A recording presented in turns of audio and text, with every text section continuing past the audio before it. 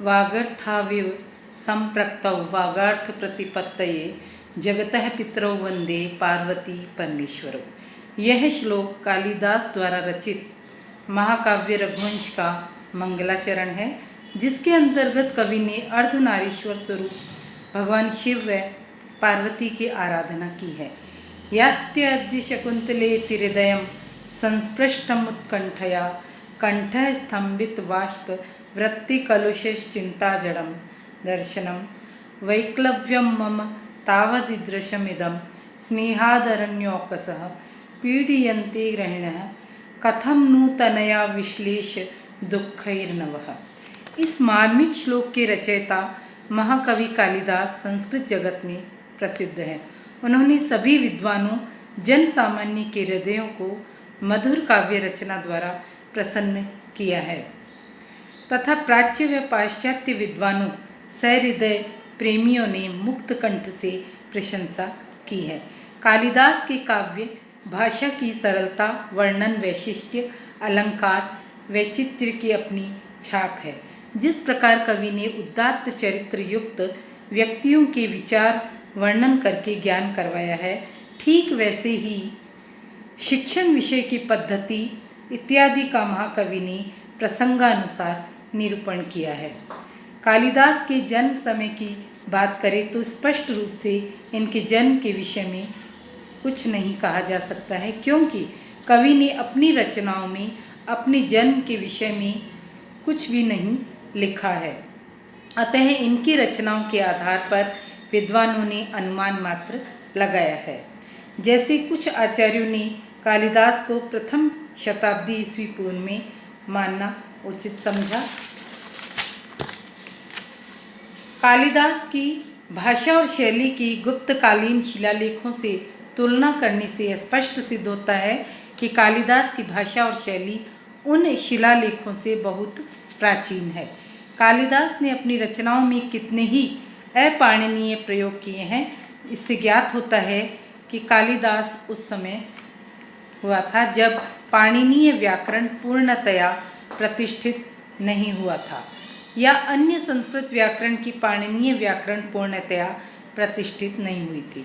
कालिदास के ग्रंथों के अंतः साक्ष्य से भी ज्ञात होता है कि उनका समय ईस्वी पूर्व में था। उत्तराधिकार के नियम और चोरी के दंड का जो वर्णन किया है वह ईस्वी पूर्व में ही प्रचलित था। इससे ज्ञात होता है कि उस समय विधवा स्त्री को पति की संपत्ति का उत्तराधिकारी होने का अधिकार नहीं था। यह स्थिति ईस्वी पूर्व में ही थी। उस समय मनु, आपस्तंभ और वशिष्ठ की स्मृतियाँ थी। इसी प्रकार शाकुंतल अंक 6 में अंगूठी चुराने का मृत्युदंड बताया है।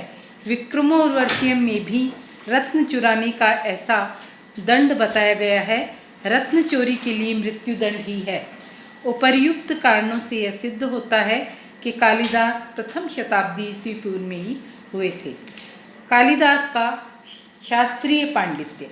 कालिदास की कृतियों को देखने व पढ़ने से ज्ञात होता है कि उनका शास्त्रीय ज्ञान अगाध था।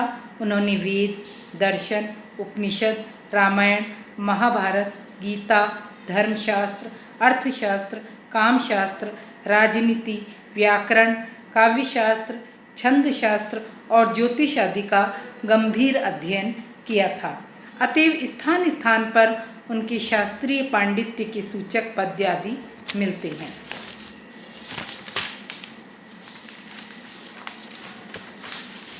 शाकुंतल में शास्त्रीय पांडित्य के सूचक जो शब्द हैं उनका संकेत मात्र यहाँ दिया गया है। वेद ज्ञान अमिम वेदी परितः, जो चतुर्थ अंक का 8वां श्लोक है। इसी प्रकार से अभिज्ञान शाकुंतल में ही उद्धृत कुछ ऐसे श्लोक हैं, जैसे तव भवतु वुडोजा के द्वारा वह यज्ञ का समर्थन करता है। रघुवंश में अश्वमेधादि यज्ञों का वर्णन किया गया है। धर्मशास्त्र का ज्ञान अर्थो ही कन्या पर किया, चतुर्थ अंक का यह श्लोक है। इसमें इसके द्वारा स्मृतियों का ज्ञान परिलक्षित होता है। इसी प्रकार से शुश्रूषव गुरुन्, ये चतुर्थ अंक का 18वां श्लोक, जिसके अंतर्गत स्मृति प्रतिपादित सुगृहिणी के कर्तव्यों का वर्णन है। गीता का ज्ञान भी उनके ग्रंथों में परिलक्षित होता है, जैसे सहजम किल यद विनिंदित के द्वारा गीता के इस कथन को ही पुष्ट किया गया है। इसी प्रकार नीति शास्त्र का ज्ञान भी उन्हें पूर्णतया था। यात्येकतो अस्त शिखरम से स्पष्ट होता है कि सुख दुख का परिवर्तन होता रहता है। इसी प्रकार से राजा के कर्तव्यों का वर्णन भी बखूबी उनके काव्यों में मिलता है। नैत चित्रम यदयम, राज ऋषि कौन हो सकता है, अद्याक्रांता वसति, राजा का धर्म प्रजा की रक्षा कैसे करे, राज रक्षितव्यानि तपोवनानि। इसी प्रकार कालिदास को विविध कलाओं का भी पूर्ण ज्ञान था। कालिदास की कृतियों को देखने से ज्ञात होता है कि उन्हें विविध कलाओं का भी पूर्ण ज्ञान था। संगीत, नृत्य, चित्रकला आदि के ज्ञान का यथास्थान उनके काव्यों में उपयोग किया गया है। तवास्मि गीत रागेण के द्वारा उन्होंने संगीत के माधुर्य का सुंदर वर्णन किया है। पंचम अंक में हंसपदिका जब संगीत सीख रही है तो वह मधुर गान करती है।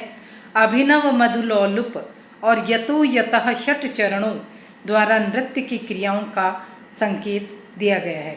षष्ठ अंक में चित्रकला के प्रति प्रेम प्रकट किया गया है।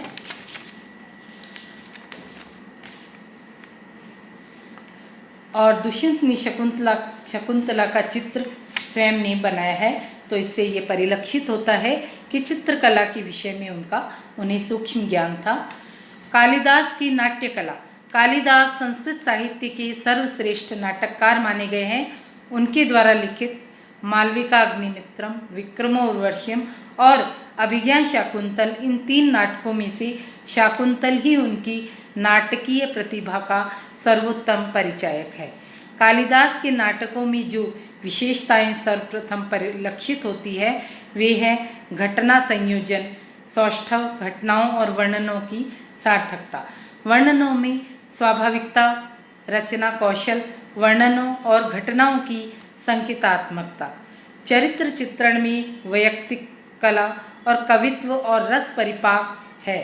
संस्कृत के अधिकांश नाटकों में यह त्रुटि प्राप्त होती है कि वे अभिनय के लिए पूर्णतया उपयुक्त नहीं हैं, परंतु कालिदास के नाटकों में यह विशेषता है कि वे अभिनय के लिए सर्वथा उपयुक्त है।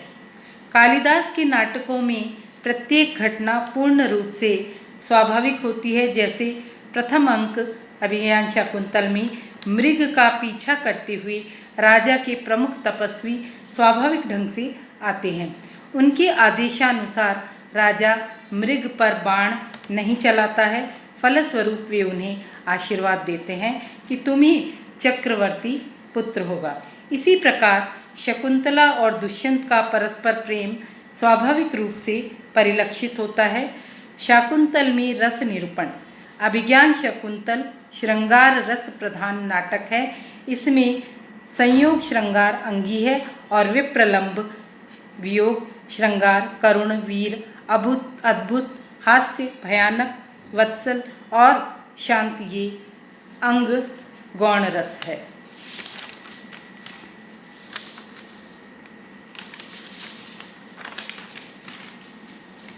यद्यपि शाकुंतल में विप्रलंब श्रृंगार का पर्याप्त विस्तार है, परंतु नाटक की समाप्ति दुष्यंत और शकुंतला के मिलन के साथ होती है।